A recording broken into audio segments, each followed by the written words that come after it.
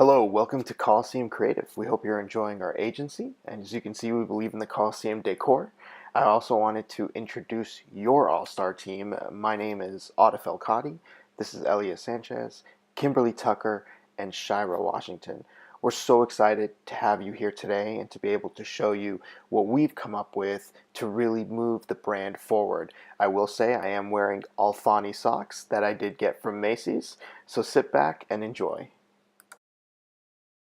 First, we want to take a look at the brand challenge, really building an effective digital strategy, the revenue growth, and the sales declines that have happened, some of the customer service issues, and the overall brand perceptions. Now, 2016 was a challenging year, and a lot of that had to do with the growth of e-commerce, Amazon.com, people purchasing basically online as opposed to going to actual physical stores. So, despite those profit losses, what's really important here is that Macy's, you truly continue to dominate the department store landscape. And competitors out there, yes, they've expanded, and it includes Amazon and the e-commerce portion of stores such as Nordstrom or even Kohl's. However, Macy's continue to dominate the retail landscape. Now, we appreciate all the information that was shared with us from your team. We wanted to do some of our own research as well, just to go out there and really put ourselves in the middle of the Macy's consumer. So we looked at some consumer observations at Macy's and at some of your competitors, really focused on men's apparel and some of the shoe shopping habits. We did some qualitative interviews, and these participants were selected at random from California, Michigan, and we even got to Texas. And we looked at the sentiment analysis, and really what that was we looked at you as a brand and your top competitors, and we took comments from Facebook, Instagram, Twitter, and Yelp, and we really wanted to see what the overall sentiment was based on people's experiences with Macy's and at your competitor. Some of the key insights that we came across: very ethnically diverse group, and a lot of women shop for men. I know my wife does as well, but that's because I'm really not that very good at it.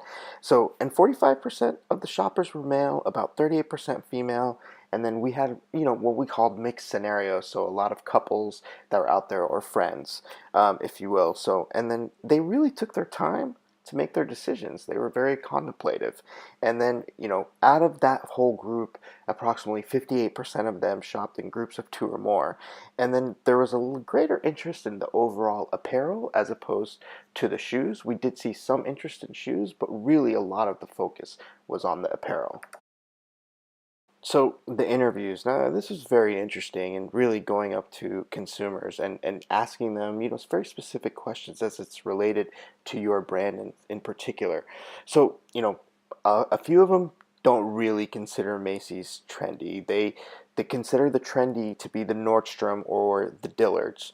The brand specific like Ralph Lauren, PacSun, Banana Republic, those were the ones that they felt would be only available at Nordstrom or only available at Dillard's as opposed to at Macy's. The customers that we spoke to at Macy's, they were extremely price conscious and they enjoy your sales a great deal and the wide selection of men's apparel. That was a very positive response to that. And, only 50% of the individuals that we spoke to follow department stores overall, not just Macy's, but overall on social media. As I'm sure you know, social media has become this place where people use it as their platform to share their opinions, to share their views, positive and negative at the same time. It's really a mixture. So what we did is we went in and we took a look at Macy's and Nordstrom's, Kohl's, JCPenney's, and Dillard's. And we looked at Facebook, Yelp, Twitter, and Instagram just to see what the sentiment was. So on Yelp, unfortunately, there was overall, it was negative about Macy's, but positive about Nordstrom. And a lot of that had to do with the in-store experience. With Twitter, over 50% of the comments were positive, 30% negative, neutral. And then on Instagram, the users were largely positive about all the brands on the platform. What's really challenging, as I'm sure your social team will tell you, when you post an ad, for a product, whether it's Father's Day or coming up or a sale. Users use that opportunity to comment on that ad, not specifically about that ad itself, but about an experience they may have had with a customer service representative or something on the phone or something with shipping. So you can't really get a gauge on how they felt about that specific ad that you put up there, and there wasn't necessarily a call to action. So something that we definitely noticed, and this was across all the brands, not just Macy's. So that brings us to our communications objective. What is it that we as Coliseum Creative are going to do for you? And here's what we'd like to do for you. We'd like to build awareness of the Macy's men's apparel. We want to drive revenue growth. We want to increase your digital presence. And we want to also use all of those three things to help improve the in-store experience. Now, the primary target audience, who is it that we are going to speak to? Who is it that we're going to communicate to? So what we found was this huge gap amongst really communicating with men and the women that shop for men and social media users and mobile internet users. So what we felt is that this is a great opportunity to close that gap, use something that we can build from when we expand the target audience moving forward. So after all of that, here it is. Here's our unique marketing position that people will see everywhere and start to repeat back to us. Macy's, the finest at your reach. So here's our creative strategy. Now picture this with me. We're going to have a multi-platform campaign for every single season.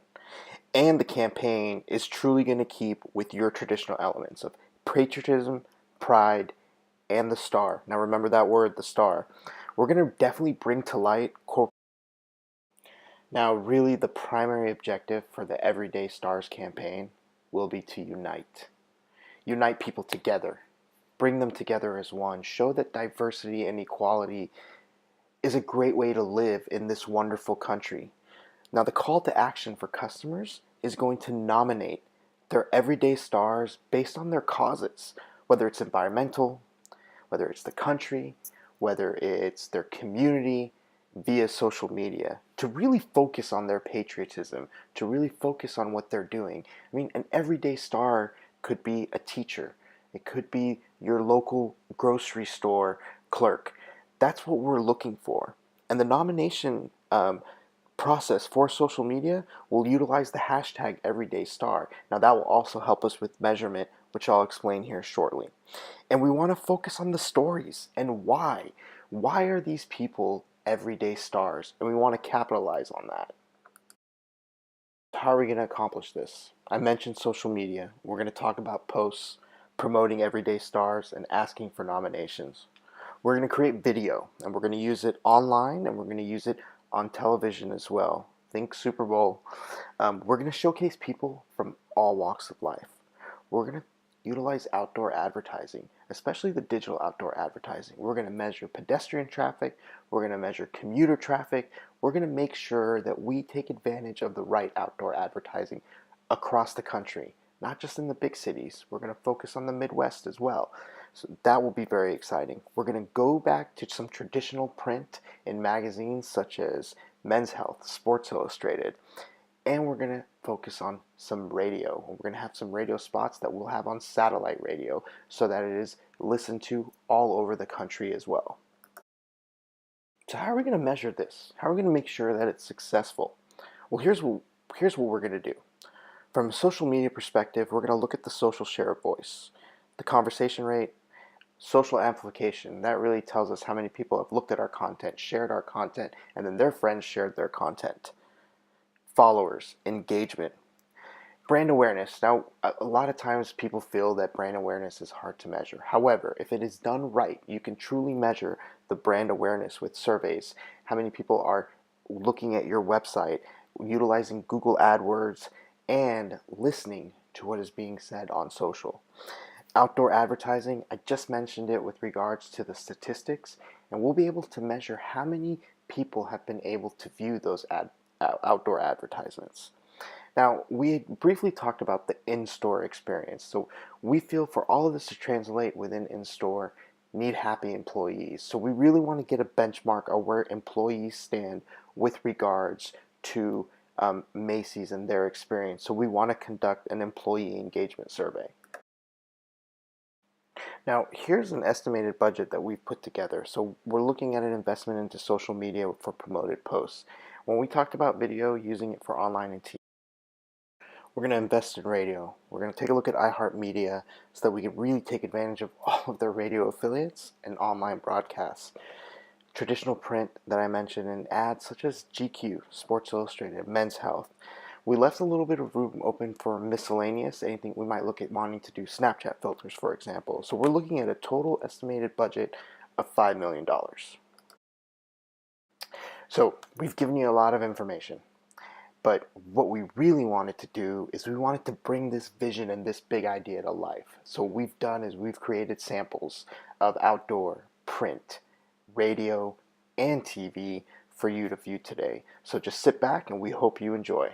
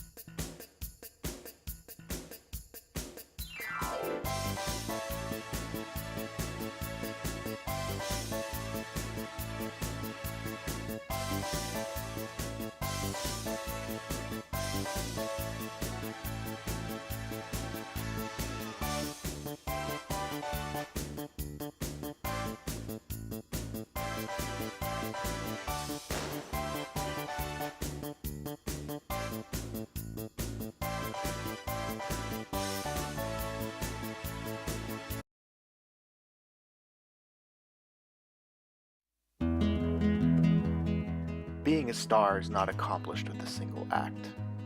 It is a way of life. It is how you approach your family. It is how you approach your community. It's what drives you from within to brighten every single day. Our nation is filled with beautifully diverse people that make this country shine daily. Macy's believes stars should be illuminated. Join us in celebrating everyday stars.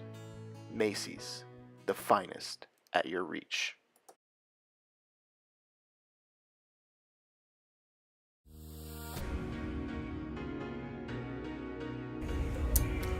My dad's my hero. He puts our family first. He works full-time and goes to school full-time. He's my everyday star. So when I want to get him something nice for his birthday, the holidays, or Father's Day, I go to Macy's because they help me dress my dad, my everyday star. Hi, I'm Frank, and when I want to feel like an everyday star, I go to Macy's. From new clothes for going out, job interviews, something to help me out because I work full-time. I'm also a full-time student. And thanks to the Macy's card, I have the finest within my reach. My man takes care of me and my family, and when I want to make him feel like an everyday star, I go to Macy's. I can find him everything he needs, from the weekend getaway to the boardroom. Macy's, the finest at your reach. Everyday Stars is how the oldest retailer in American history found a way to bring a country together in a time of need. So, Bobby Thomas is the man. I will leave you with this image because he rocks, loves Guitar Hero, and he's a teacher. So we hope you enjoyed our everyday stars that we showed you, and we know that the country is full of them. And we're really excited that if you choose us for your business, that we will find these everyday stars and truly, truly showcase Macy's as the iconic brand that it is in the United States and really continue to dominate the retail arena. Thank you again, and we look forward to hearing from you.